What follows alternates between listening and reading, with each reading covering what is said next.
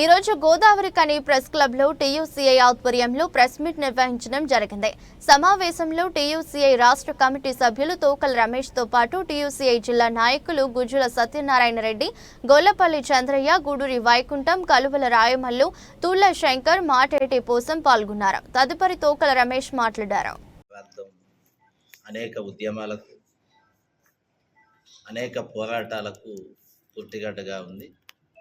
గని కార్మికులు, ఎన్టీపీసీ, ఆర్ఎఫ్సీలు, బసంత నగర్లలో పనిచేస్తున్నటువంటి అసంఘటిత రంగ కార్మిక వర్గం ఈ పెద్దపల్లి జిల్లాలో ఉన్నటువంటి కార్మిక వర్గానికి కానీ, రాష్ట్రంలో ఉన్నటువంటి కార్మిక వర్గానికి కానీ ఎప్పుడుగా దిక్సూచిగా నిలిచినటువంటి కేంద్రం, పోరాటాలకు నిలయంగా ఉంది. ఈ ప్రాంతంలో trade union centre of India CPIML mass line ప్రజాపంద అనుబంధంగా పనిచేస్తున్నటువంటి టీసీఐ పెద్దపల్లి జిల్లా ప్రథమ మహాసభను 8వ తేదీన గోదావరికని ప్రెస్ క్లబ్లో నిర్వహించుకోబోతా ఉన్నది. ఈ ప్రాంతంలో పనిచేసినటువంటి comrade U Ramulu, Kudurpaka Kumaraswamy, comrade Mondennala లాంటి ఎంతోమంది అమరులు ఈ జెండా కోసం, ఈ కార్మిక వర్గం కోసం తమ ప్రాణాలను అర్పించినటువంటి చరిత్ర కూడా ఉన్నది. వారి ఆశయాల వెలుగులో మరింతగా కార్మిక వర్గాన్ని సంఘటితపరిచి బలమైన కార్మిక ఉద్యమాలు నిర్మించేటువంటి క్రమం లోపల ఈ పెద్దపల్లి జిల్లా ప్రథమ మహాసభను జరుపుకోబోతున్నది.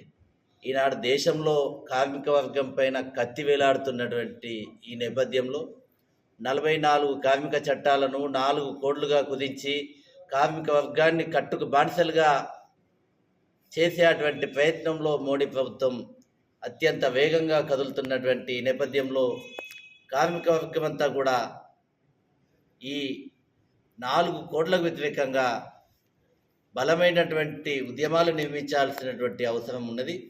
ఆ నేపథ్యంలోనే కార్మిక వర్గాన్ని చైతన్యపరిచి, సంఘటితపరిచి, గత పోరాటాలను మళ్ళీ నెమవేసుకొని ఈ ప్రాంతం వేదికగా, ఈ ప్రాంతమే మళ్ళీ పోరాటాలకు వేదికగా నిలవాలన్నటువంటి ఆకాంక్షతో 8వ తేదీ నాడు గోదావరికన్లో ప్రథమ మహాసభను నిర్వహించుకోబోతున్నది.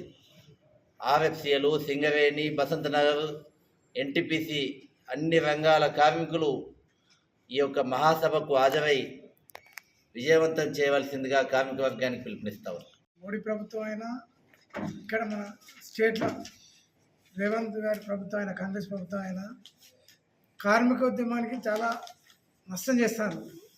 ఇప్పుడు 10 సంవత్సరాలు మన కేసీఆర్ ప్రభుత్వం జీవనం పెంచలేదు, పెంచలేదు.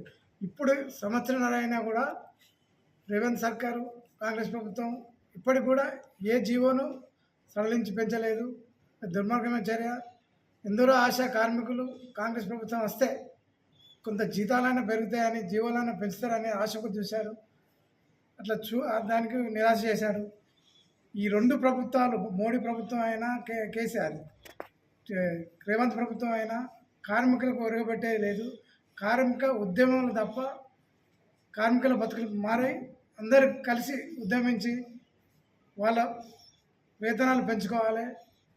అందులో భాగంగా మన టీయూసీ ప్రజాపంత మాస్ లైన్ ప్రజాపంత అనుబంధ సంస్థ టీయూసీ ప్రథమ సభ ఇక్కడ 8వ తారీఖు నాడు మన ప్రెస్ క్లబ్లో జరుగుతుంది.